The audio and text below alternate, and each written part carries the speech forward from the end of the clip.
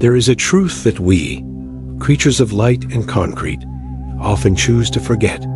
This world is ancient beyond our comprehension. Human civilization, with all its glittering cities and technological marvels, is but a thin veneer, a fleeting breath in the geological timeline of our planet. And beneath that veneer, in the untamed, primordial lands, things exist that are older than human memory itself. Things that operate by their own set of rules. They are not demons in the religious sense, nor are they monsters from fairy tales. They are a part of the land itself. They are the whispers on the wind that weaves through million-year-old rock. They are the oppressive darkness beneath a canopy of trees that has never fully seen the sun. They are the heavy silence of a forest at night, a silence with weight, with consciousness, as if the entire wilderness is holding its breath and listening. Across America, such places exist. Vast deserts, sprawling swamps, and especially old, tired mountain ranges.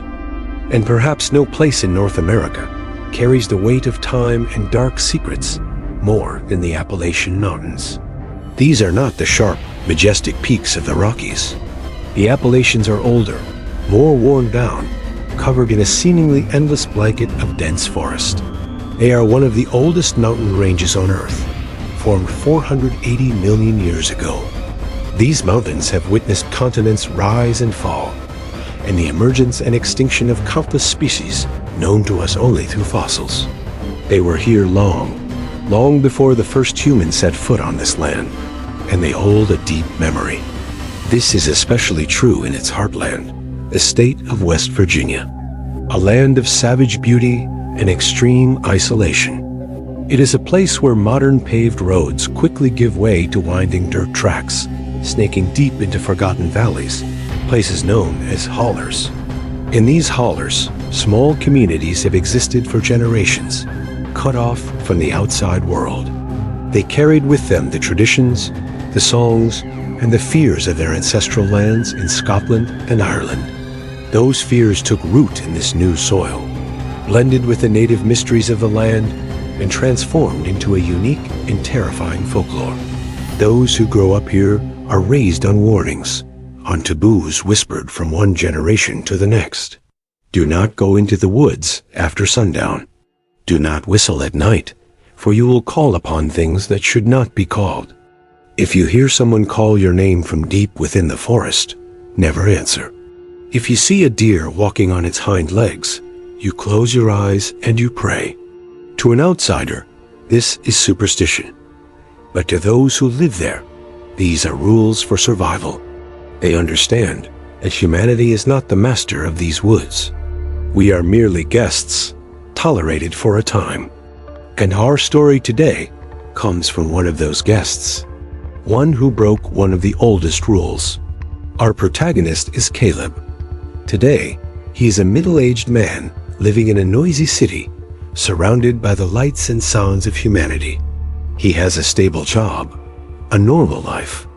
But this is only a facade. Deep down, Caleb has never truly left the small two-room cabin nestled at the edge of the woods in West Virginia. He fled that place 30 years ago, but what he experienced there still follows him like a shadow. Caleb's horror was not a single sudden event. It was a slow, gnawing process, an escalation of fear that poisoned his entire childhood. It began not with a roar, but with a sound that was almost harmless, a whistle. We are going to listen to Caleb's story, told in his own words. A testimony of the false peace of a childhood in the mountains of the first, cracks in his reality, and of the fateful night when the thin veneer of civilization shattered, revealing the primordial horror that was waiting patiently just outside. This is not a story about a haunted house. The house was merely a cage. The real threat was always out there, in the darkness between the trees. A presence with intelligence, with a malevolent curiosity, and with the ability to mimic the most familiar human sounds to lure its prey. Before we hear Caleb's testimony, try to imagine. Imagine you are a 9-year-old boy, and your entire world is the forest behind your home. It is your playground, your kingdom. Then one day, that kingdom begins to answer you in all the wrong ways. Its sounds change. Its silence becomes terrifying. And from its depths, something begins to learn from you. It learns your whistle. Then it learns your father's voice. And finally, it learns the lullaby your mother sings to you each night. What would you do? Who would you tell when no one believed you? And where would you hide when it knows where you are? Today, on Horror Stories Hub, we will join Caleb as he confronts his childhood nightmare. A true story about growing up in Appalachia and the price you pay when you attract the attention of something that shouldn't exist. Now, let the silence fall. Listen to the wind. And let us return to West Virginia, 30 years ago, through the memory of Caleb. It's right outside, right here, just beneath my bedroom window. I can hear it, God, I can hear it. Not footsteps, not right now. It's a different sound, a slow, deliberate sound, a scrape, like someone is dragging a long, dry fingertip along the wooden siding of the house. It's not in a hurry, it's exploring, it's searching for a weakness. I'm under my bed, my cheek pressed hard against the cold, rough floorboards. The smell of years of dust and damp decaying wood floods my nostrils. But I don't dare sneeze, don't dare cough, don't even dare breathe too loud. Every beat of my heart is a drum against my ribs, a percussive slam that I'm certain it can hear right through the wood and the dirt. I try to command my heart to slow down, but it doesn't listen. It's a panicked animal in the cage of my ribs, and it is screaming. My mind is screaming. Some small, rational part of me is trying to find a logical explanation. A tree branch. It has to be a tree branch, knocked against the house by the storm. But I know that's a lie. The storm passed a half hour ago. The wind is gone. All that's left is the steady patter of rain and the unnatural silence of the forest. The forest is never this quiet. It's always alive with the hum of night insects, a distant owl's call, the rustle of some small creature in the undergrowth. But tonight, everything is mute, as if all of them, from the smallest cricket to the largest bear, know that a greater, wronger predator is stalking the night, and they've had the good sense to hide. Mama warned me. She looked at me with those clear, unwavering eyes and said, "There are things in these woods older than the mountains themselves, Caleb. We came later. We are the intruders, and if you get their attention, they don't let go easy." I didn't understand then.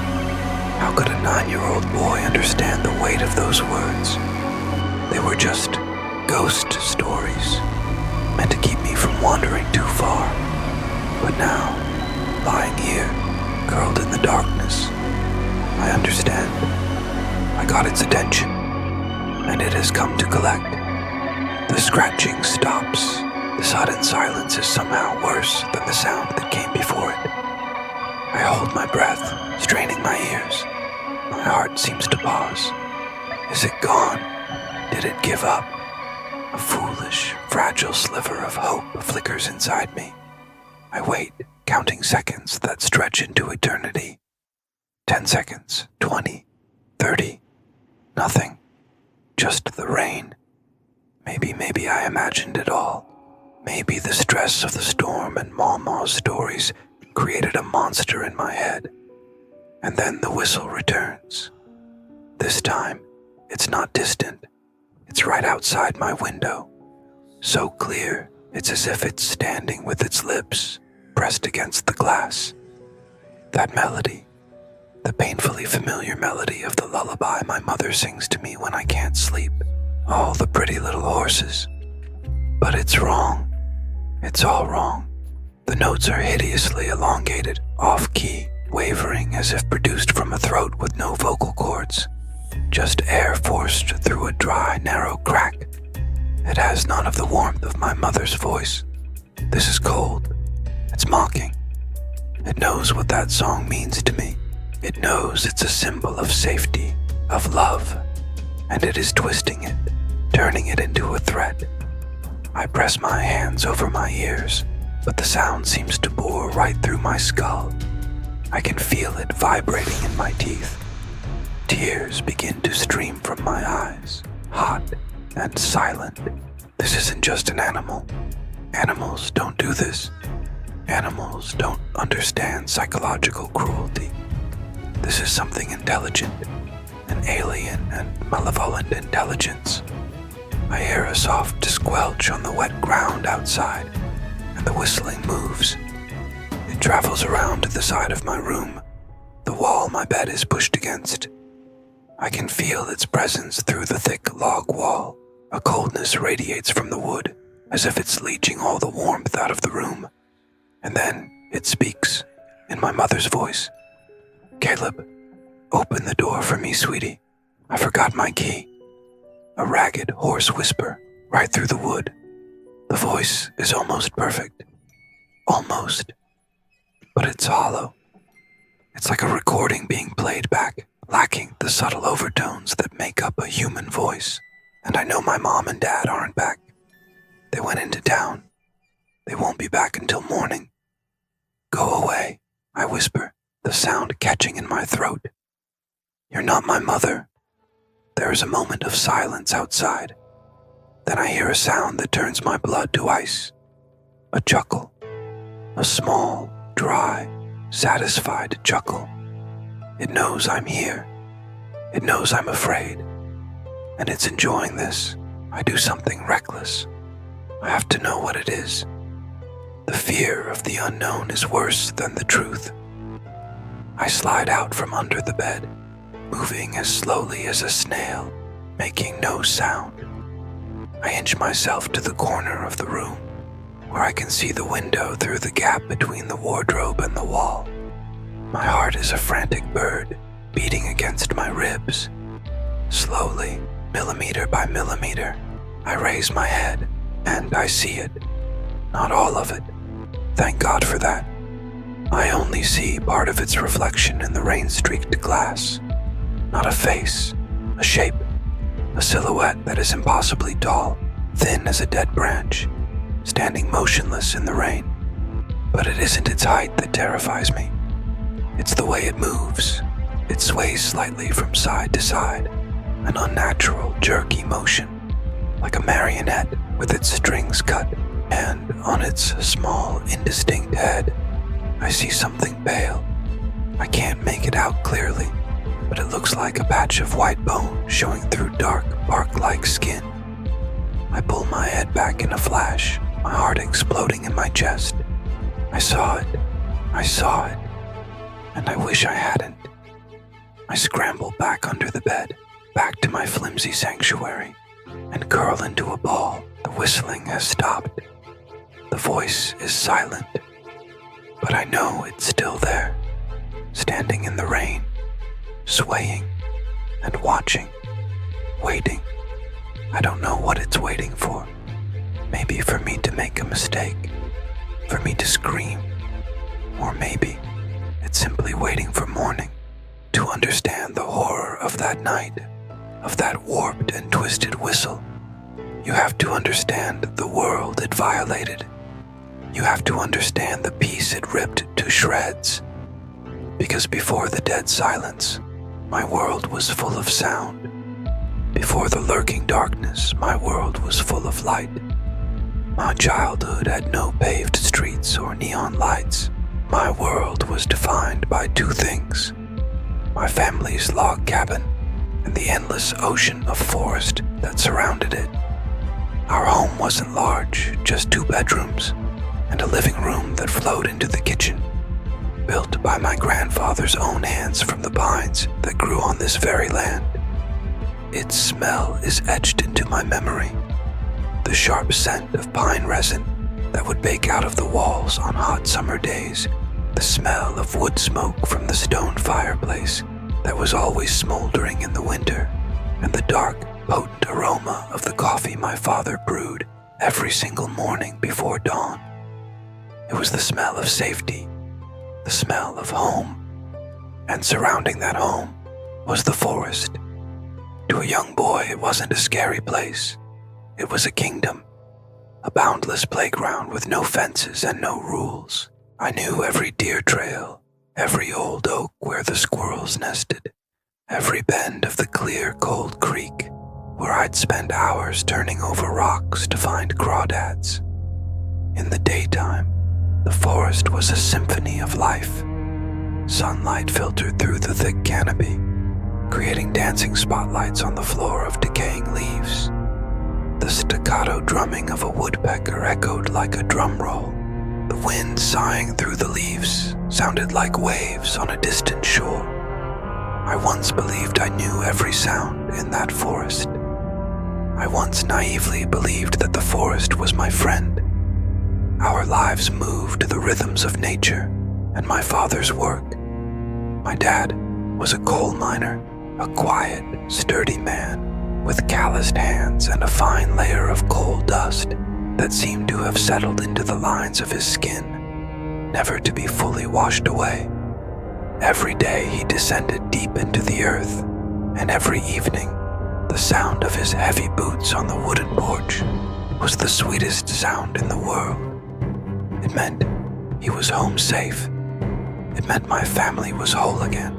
He wasn't a man for grand displays of affection, but whenever he'd ruffle my hair with that rough hand, I felt all the love and protection I would ever need. My mother was the heart of the home. She was the one who turned 4 log walls into a sanctuary. Her world revolved around her garden, where she grew everything from tomatoes and green beans to brilliant beds of marigolds. And the kitchen, which always smelled of fresh-baked bread or simmering stew.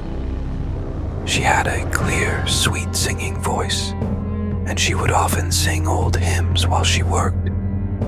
Her voice was a shield, a wall of sound that pushed back the wildness of the forest, asserting that this small space was a domain of civilization, of order.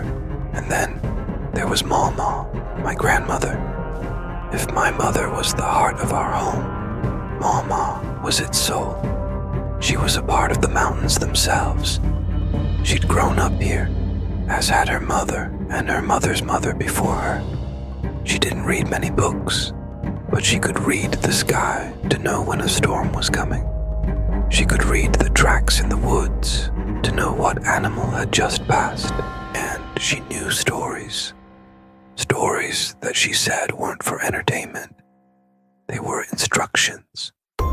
She would often sit in her rocking chair on the porch, her hands busy shelling beans, her eyes looking out into the forest, and she would say the strangest things. "Never trust the silence in the woods, Caleb," she'd say in her even, steady voice. "When everything goes quiet all at once, that's when you run. Or if you see an animal acting strange, staring hard at an empty spot, it ain't looking at nothing." She had a whole set of unwritten rules. Never whistle after the sun goes down. Never bring strange-looking rocks home from the creek. If a bird flies into the house, it's an omen of death. You must cover all the mirrors during a thunderstorm, or lightning will steal your soul. To me, at the time, this was all fascinating and a little bit funny. I loved Mama, but I simply thought she was superstitious, like all old people.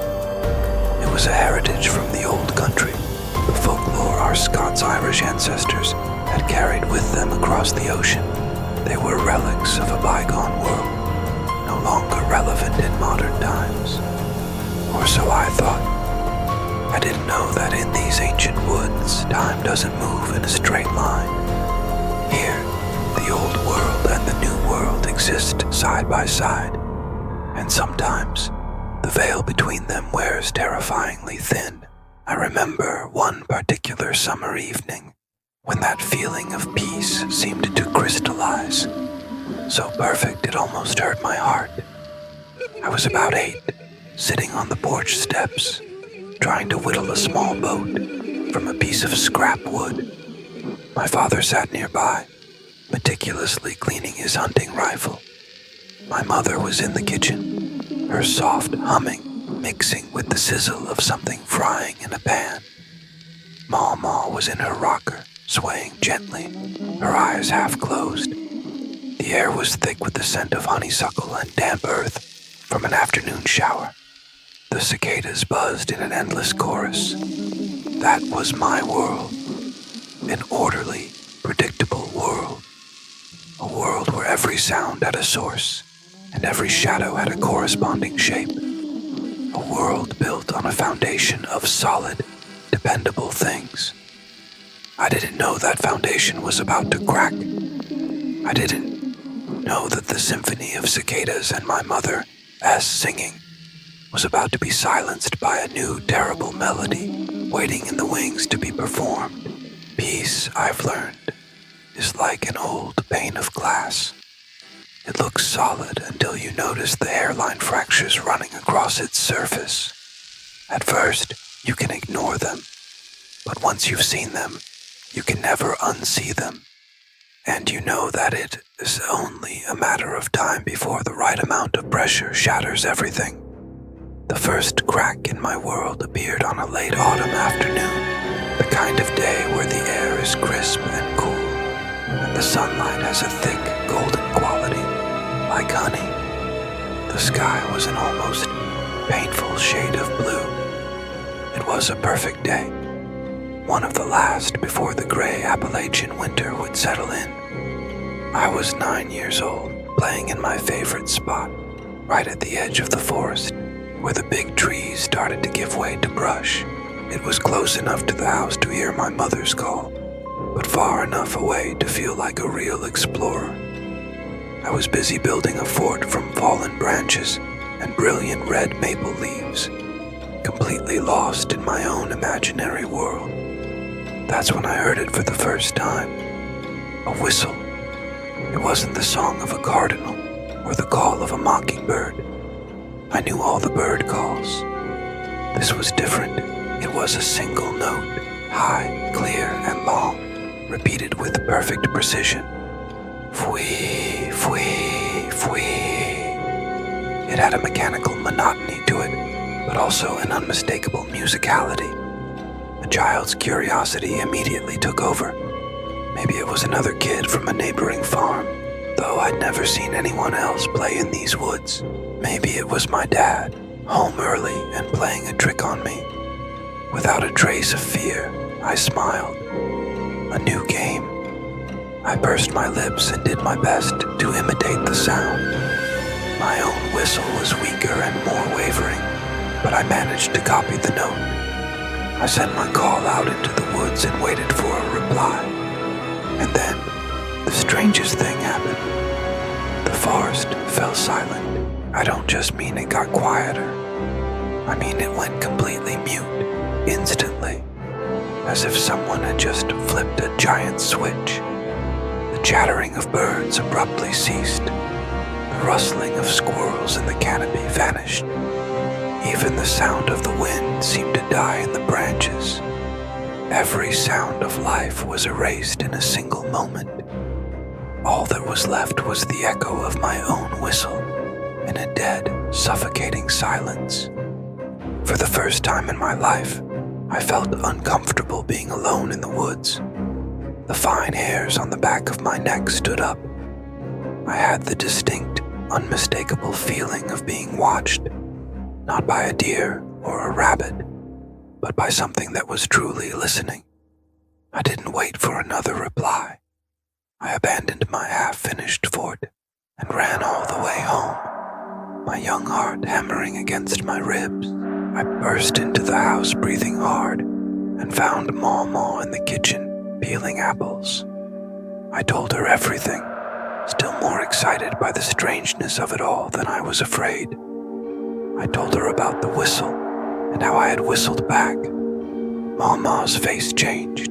Her gentle, wrinkled smile vanished. Her eyes, which usually twinkled, became sharp and focused. The paring knife in her hand stopped moving. She sat at the knife and the apple down on the table with a finality that startled me. She turned to me, grabbing both of my shoulders. Her bony hands were much stronger than I ever imagined. "What did you do?" she whispered, her voice as taut as a wire.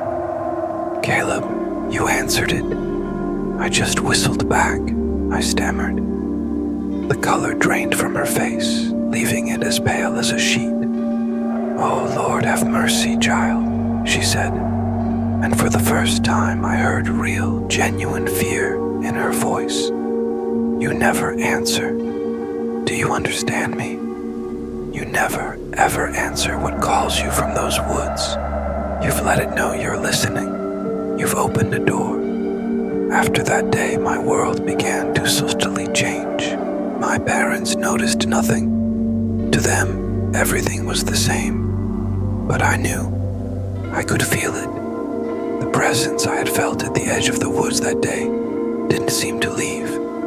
It just receded, hiding right at the edge of my perception, watching from the shadows. Our hunting dog, Old Blue, was the first one to really show it. Old Blue was a courageous dog, afraid of neither bear nor snake, but he started acting strangely. He would stand on the porch staring at the tree line for hours, a low growl rumbling deep in his chest.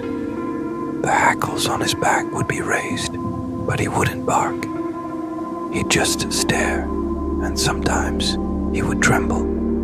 At night, he no longer wanted to sleep outside. He would scratch at the door until we let him in, and he'd curl up in a corner of the kitchen, whimpering softly in his sleep. Then the night sounds began. Not the whistle, other things. Soft taps on the trees in no natural rhythm. The sound of a single small pebble being tossed onto the tin roof. I tried to tell my dad, but he just waved it off. "Probably just a raccoon, son. Don't you worry." My mom said I had an overactive imagination. The isolation started to creep in. I was the only one, besides Mama, who knew something was wrong. My sense of safety in my own home began to erode, piece by piece. The forest, my kingdom, was no longer a friendly place. It had become a place that held a secret, a presence that was waiting. The final crack in that stage, the thing that turned unease into real fear, happened about a week later. One morning, when my dad opened the front door to leave for work, he stopped. I ran over to see what was wrong. There, on the third porch step, right in the very center, was a small object. It was a carefully woven ring of long grass, and in the center of the ring was a single, brilliant blue jay feather. It hadn't been blown there by the wind. It had been placed. It was deliberate, an arrangement. "That's odd," my dad muttered, and nudged it off the porch with the toe of his boot. But I saw Mama's face as she looked over my shoulder. She didn't say a word. She just went quietly back into the house, got the broom, and swept the spot where the object had been, as if she were trying to sweep away a curse. That evening, I saw her sprinkling a line of salt across the front threshold, the same threshold of the door I had opened to answer the call from the woods. The arrangement on the porch step was just the beginning. It was a declaration. It meant, "I know where you are. I am watching." After that day, the air in our house changed. It grew heavy, thick, with an unspoken dread. Mama began performing her rituals more openly. She hung bundles of dried herbs with their sharp, pungent scent over every window. She would mutter things I couldn't understand whenever she crossed a threshold.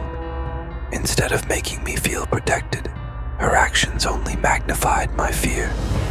They were an admission that there was something real out there that needed to be kept out. We weren't living in a home anymore. We were in a fortress under siege, and the enemy outside began to grow bolder. The nightly sounds were no longer just soft taps or small pebbles. Now, we heard footsteps, heavy footsteps moving in the brush at the edge of the yard, just beyond the reach of the weak porch light. Their rhythm was bizarre. Not the four-legged gait of a deer or a bear, and not the two-legged walk of a man. It was something in between.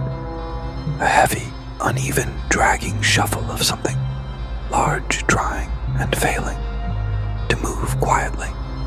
Sometimes we'd hear the loud, violent crack of a dry branch, followed by an immediate silence, as if it had realized its mistake and frozen, listening for our reaction. But the most terrifying escalation, the one that twisted my fear into a waking nightmare, was when it started using voices. It wasn't just a whistle anymore. It was learning. I remember the first night it happened perfectly. It was dusk. I was in my bedroom trying to read a book, but my mind couldn't focus. My parents were in the kitchen, their soft conversation and the clatter of dishes, a thin, comforting sound. Suddenly, I heard my father's voice call from the backyard, near the woodshed. "Caleb, come give me a hand with this wood pile." It was a perfectly normal command. I'd done it 100 times. I put my book down and stood up, but just as my hand touched the doorknob, a figure blocked my path. It was Mama. She said nothing. She just placed one thin finger to her lips and shook her head slowly. Her face was a mask of stone. "But Dad called me," I whispered, confused. Mama just pointed towards the living room. I tiptoed behind her, and there, sitting in his favorite armchair under the glow of the oil lamp, was my father, calmly reading the newspaper. He had been there for the last hour. The blood ran cold in my veins. I looked back at Mama, my eyes wide with horror. She nodded, a painful understanding on her face. We stood there in silence, and then we heard it again, the voice from the yard, but this time, it wasn't trying for a perfect imitation. It stretched my name out, turning it into a grotesque sing-song sound. "Caleb, come out and play." The voice grew thin and warped, like a cassette tape being slowly destroyed. It still had the timbre of my father's voice, but it was filtered through something ancient, inhuman, and deeply malicious. It wasn't just trying to trick me anymore. Now it was mocking us. It wanted us to know that it could do this. After that night, none of us went outside alone after sunset. But that relative safety was shattered by the disappearance of Old Blue. Poor dog. He had become so terrified that his constant whimpering was part of the background noise of the house. Then one night, it stopped. The next morning, he was gone. We called his name all day. My father went deeper into the woods than he ever did, his hunting rifle held at the ready. But he found nothing. 3 days later, he found it. Not the dog. His collar. It was lying by the creek bed, nearly half a mile from our house. The thick leather collar had been torn through, as if ripped apart by an incredible force. The metal buckle was bent. There was no blood, no sign of a struggle, just the destroyed collar, as if something had simply plucked Old Blue from the world and carried him away. Old Blue's disappearance was the last straw for my dad. His skepticism finally gave way to a rage that was trying to mask a fear he wouldn't admit to. He called the sheriff. Sheriff Walters was a big, tired, near-retirement man who had seen enough strangeness in these mountains to no longer be surprised by anything. He drove out, listened to my father's story with a weary expression. He did a slow walk around the property, his flashlight cutting weak circles in the encroaching dusk. "Can't find any tracks, Frank," he said with a sigh. Last night's rain washed everything away. Look, it was probably a mountain lion. We get him passing through sometimes. A lion could absolutely take a dog. Can a mountain lion call my son's name? Mama asked, her voice sharp as a razor. Sheriff Walters just looked at her, then at me, and sighed again. Ma'am, these woods can play tricks on the mind. Sound travels strange at night. He clapped my dad on the shoulder. Just keep your doors locked. It's probably moved on by now. Call me if anything else happens. And that was it. The only help from the outside world had come and gone, leaving us more alone than before. His rational explanation of a mountain lion felt hollow and meaningless against what we were experiencing. It made us feel like we were the crazy ones. That night I was lying in bed, my eyes wide open, staring at the ceiling. I felt abandoned, trapped, and then I heard a sound that made me stop breathing. A scratch, a light one, but it wasn't on the wall. It was on the glass pane of my bedroom window. I froze, not daring to move a muscle. The scratching stopped. Silence. I thought maybe I had imagined it. And then a whisper right up against the glass. A dry sound like rustling leaves. It wasn't mimicking anyone's voice. It was its own. And it said one word. A word it couldn't possibly know. A secret word that only my mother used when she tucked me in and kissed me goodnight. It whispered, sunshine. And in that moment, I knew we would never be safe again. That night, the night that burned my childhood to ash. It began with water from the sky. A violent summer thunderstorm, the kind you only get in the Appalachians, rolled in without warning. The sky went from bruised gray to pure black in a matter of minutes. The thunder didn't just rumble in the distance. It detonated directly over our heads, deafening explosions that shook the log cabin to its very foundations. The rain didn't fall. It lashed down solid walls of water, hammering the tin roof in a ceaseless, deafening roar. And it was just the two of us. Just me and Mama. My parents had gone into town early that morning for a Dr. S appointment and had gotten stuck there when the main road through the mountain flooded. No one was coming. No one would hear us. We were completely isolated, cut off from the world by a curtain of rain and darkness. The power went out around 9 o'clock. A soft pop, and the single electric bulb in the house died, plunging us into a near-total blackness, broken only by the searing flashes of lightning through the cracks in the shutters. Mama didn't flinch. She had lived through 100 nights like this. She moved calmly through the dark, her steps guided by a lifetime of familiarity. She lit the oil lamps, and their warm, flickering glow pushed the shadows back into the corners, creating a tiny island of order in the chaos outside. She handed me a mug of hot milk and sat down in her rocking chair. But tonight she didn't reach for her Bible. Instead, she laid my grandfather's old double-barreled shotgun across her lap. She didn't say a word. She just sat there, still as a stone carving, her eyes fixed on the front door, listening. She wasn't just listening to the storm. She was listening for something else, something she knew the storm would bring. Around midnight, it came. Between two claps of thunder, I heard it. A soft tap against the living room window, so light, almost lost in the sound of the rain. I glanced at Mama. She hadn't moved, but I saw her knuckles turn white as she tightened her grip on the shotgun. She had heard it. Then another sound, this time at the back door. A scratch, slow, deliberate. Screeb. It's testing, Mama whispered, her voice terrifyingly calm. It's circling, looking for a way in, it began to play its game, the voice game. First, we heard my father's voice from the left side of the house, muffled by the rain. "Martha, Caleb, open the door. I'm home." Mama didn't even bother to answer. A few minutes later, my mother's voice came from the opposite side, sounding like she was right on the porch.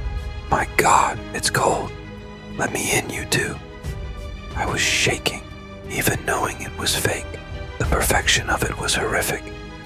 It had memorized their voices, every timbre, every inflection. "Don't you listen to it, child," Mama said, her eyes still locked on the door. "It's a liar, a hollow thing that has no shape of its own, so it has to steal from others." Then the voices stopped. They were replaced by a new sound, a violent slam against the wall behind me that made me cry out. The whole cabin shook. The plates in the kitchen cabinet rattled. It wasn't testing anymore. It was angry. Slam. This time on the front door, as if something huge and heavy was throwing its entire body against it. The old oak door groaned, but it held. Slam, slam, slam. It attacked the house from all sides in a frenzy. The walls, the doors. The sounds were chaotic, insane, drowned out, and then resurfacing between the peals of thunder. I huddled on the floor, my hands clamped over my ears, but I could still feel the impacts as vibrations in my chest. It was trying to break our house apart. It was trying to get in. Mama stood up. She moved with a cold resolve. She motioned to me. "Into the bedroom. Get under the bed. Don't you come out until I call you, no matter what you hear. You promise me?" I nodded, tears streaming down my face. I scrambled into my dark bedroom and squeezed under the narrow bed. This was the moment I told you about, the moment frozen in my mind. I lay there on the cold floorboards and listened to the battle unfold. I heard Mama drag a heavy dresser in front of the front door. I heard her whispering words I couldn't understand. Maybe a prayer, maybe a curse, and then the violent assault on the house stopped. An eerie quiet fell, filled only by the rain. I hoped, stupidly, that it had given up, but it hadn't. It had just changed its tactics. It had come for me. I heard the scraping sound, the fingernail on the wooden siding right outside my room. It moved slowly, higher than a man could reach. It knew I was in here. It had separated me from Mama. My heart felt like it was going to explode. I held my breath, trying to dissolve into the shadows. And then the whistling began. My mother's lullaby, off-key, grotesque, right beside my ear, as if it had knelt down, pressed its mouth against the log wall, and was whistling just for me. I shut my eyes. I didn't want to look, but I had to. I couldn't stop myself. I shifted my head just slightly, just enough to see the window. A bolt of lightning tore across the sky, illuminating the room for a single, brilliant second. And I saw it, just its silhouette cast against the thin curtains. But it was more than enough. It was tall, unnaturally thin.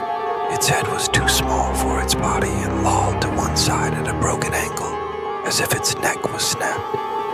And its arms, they were too long, hanging down nearly to its knees. The lightning died, and the darkness rushed back in. But the image was burned onto my retinas. The window pane began to creak, a small but deeply menacing sound, as if an immense pressure was being applied to it from the outside. It was trying to press its way in. Crack. A loud fracturing sound. I knew the glass had broken. A cold draft and the smell of wet earth filled the room. "Get out," I heard Mama scream from the hallway. "Get out of my house." I heard her footsteps running towards my room, but it was there. Through the now torn curtain, I saw something push inside. An arm, long, pale, and spindly, like the branch of a birch tree. It wasn't skin, but a pale gray bark. Its fingers were long and twig-like, twitching unnaturally in the air.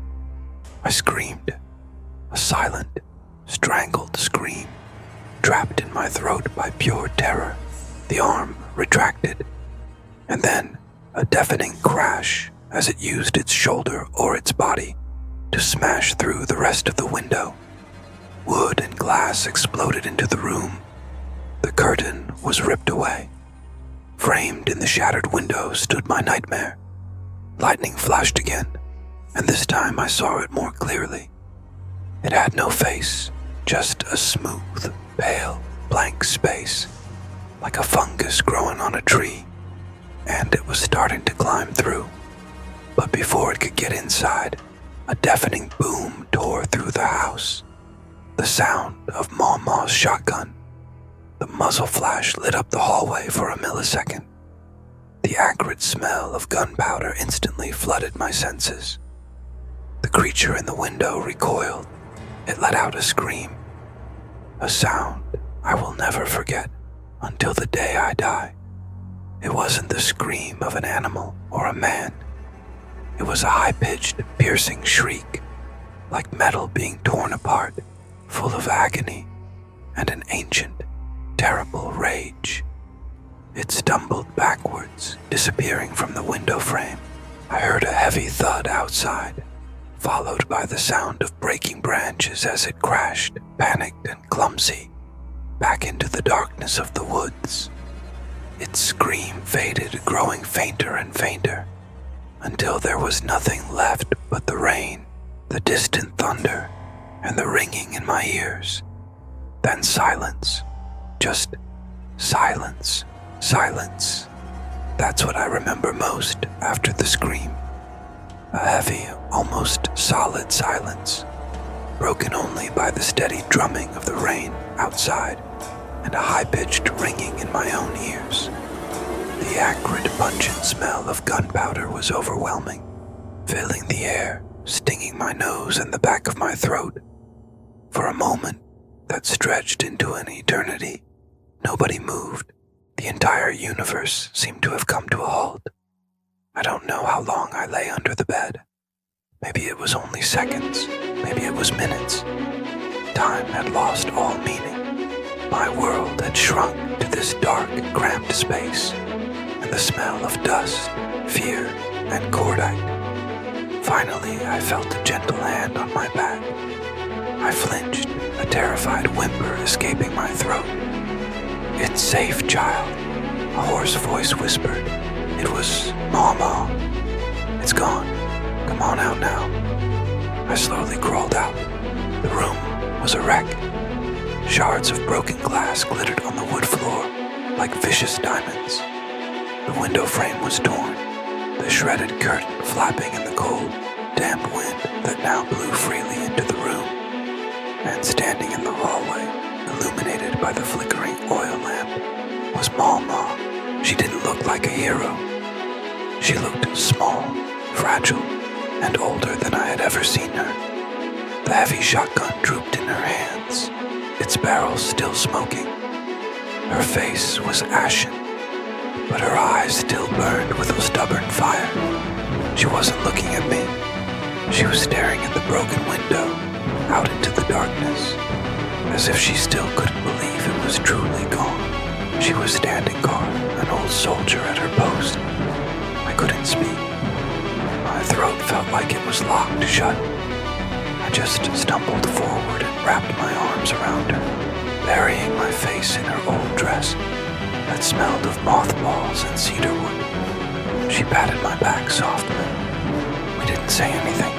We didn't need to. We just stood there together, two survivors, and listened to the rain wash away the nightmare. We didn't sleep that night. How could we? We dragged the dresser back into place, used some spare boards and nails to crudely cover the gaping hole of the window, and then huddled together in the living room armchair. The shotgun on the coffee table in front of us. Every creak of the house, every gust of wind whistling under the eaves made us jump. The monster was gone, but its presence remained.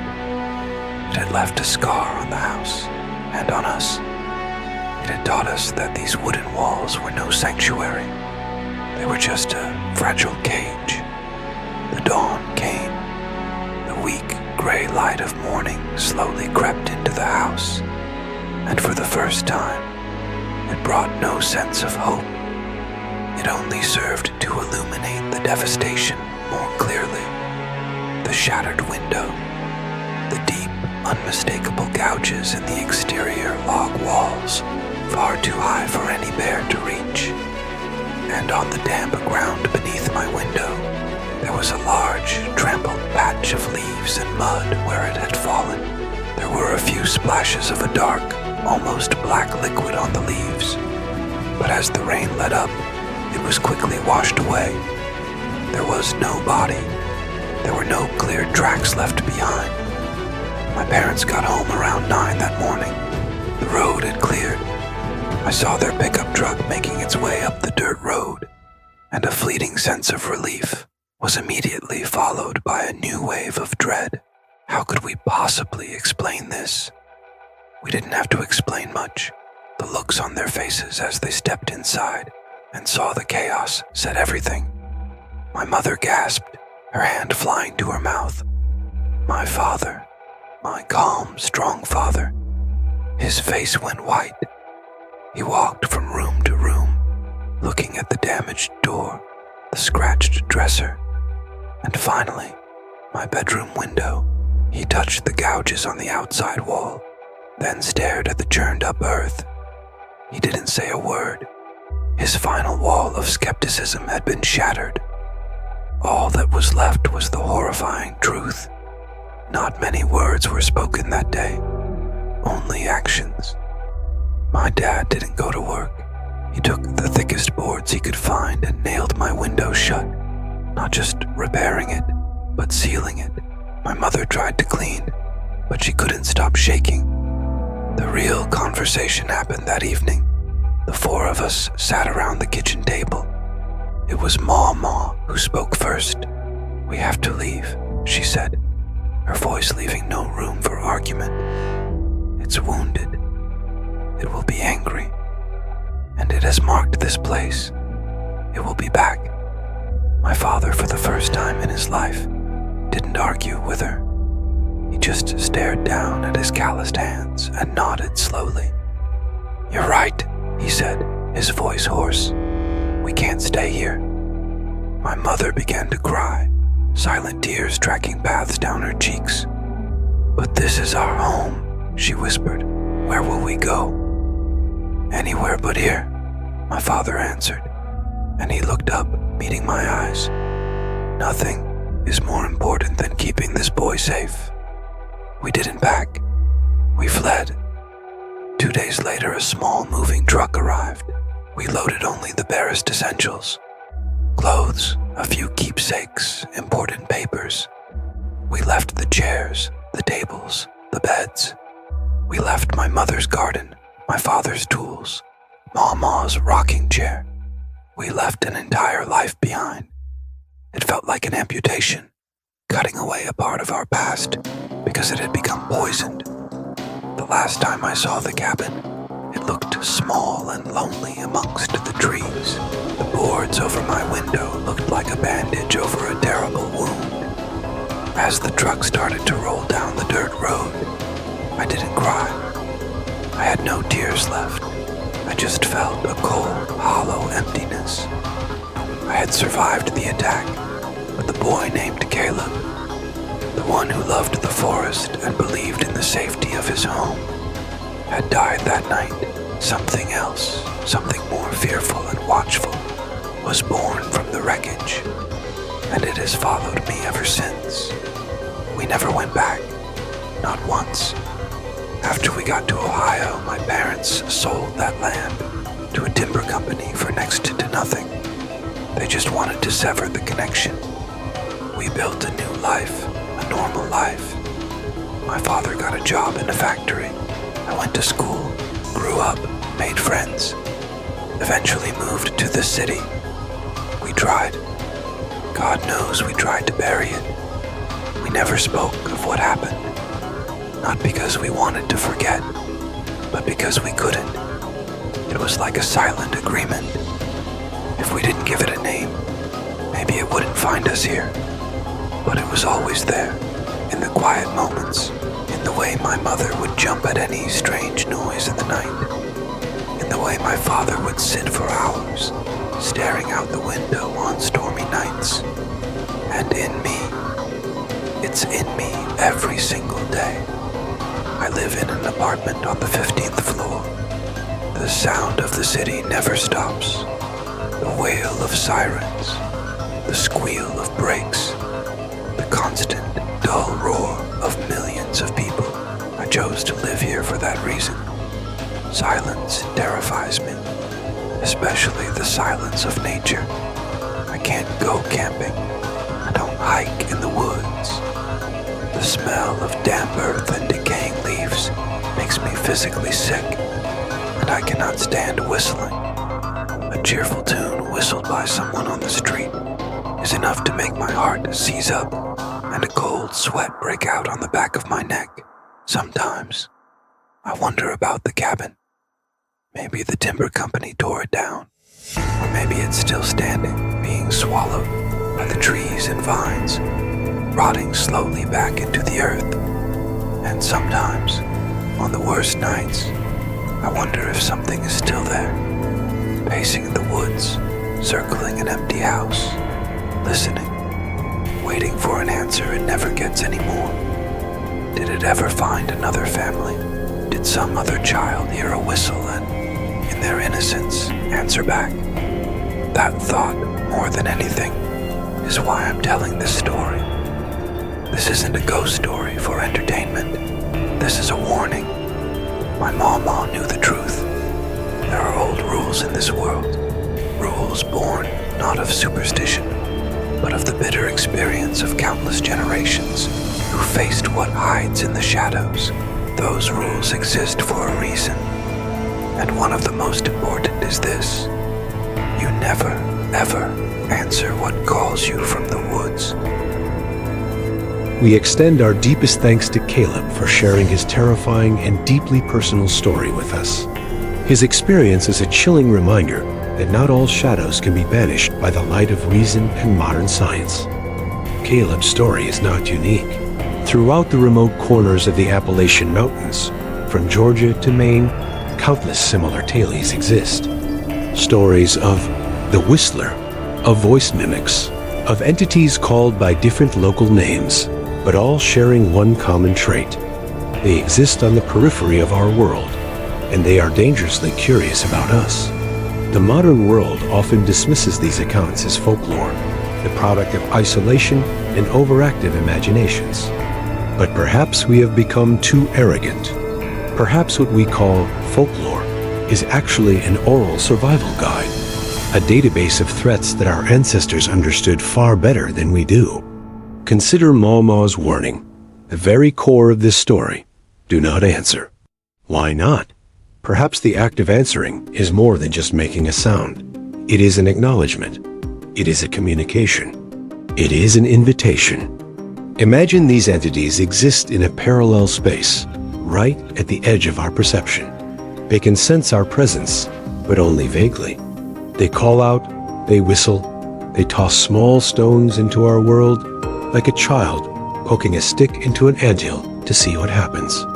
Most of the time, we don't hear it, or we rationalize it as the wind or an animal. But when you answer, when you whistle back, when you call out into the darkness, you are doing something profoundly dangerous. You are saying, I hear you. I know you are there. I acknowledge your existence. In that moment, you cease to be a vague presence to it. You become a specific point of light on its map. You have confirmed that the channel of communication is open. You have picked up the other end of the line. And once that door has been opened, it is very, very difficult to close. Caleb's experience shows the consequences of opening that door. The creature's attention focused on him and his family with a terrifying obsession. It learned from them, it mimicked them, it tormented them, and finally, it tried to break through the physical barrier to claim them. They had to give up their entire lives to escape that unwanted attention. So the next time you find yourself alone in a wild place and you hear an unexplainable sound, a branch that snaps just behind you, a whisper that sounds like your name on the wind, or a lonely whistle in the dead of night, remember Caleb's story. Fight your curiosity. Suppress the urge to respond. Just walk away and never look back, because there are some conversations you never, ever want to start. Thank you for joining us on this journey into the dark corners of West Virginia. Horror Stories Hub was created to explore the true stories and unsolved mysteries that have shaped America's secret fears, one state at a time. If this story resonated with you, or if it has you looking over your shoulder, please show your support by hitting the like and subscribe buttons.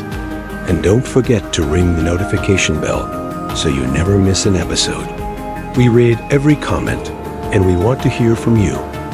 Which state do you want us to explore in our next journey? Let us know your local fears, and we might just make them our next story. Until next time, stay safe, listen carefully to the sounds of the night, and be very, very careful which ones you answer.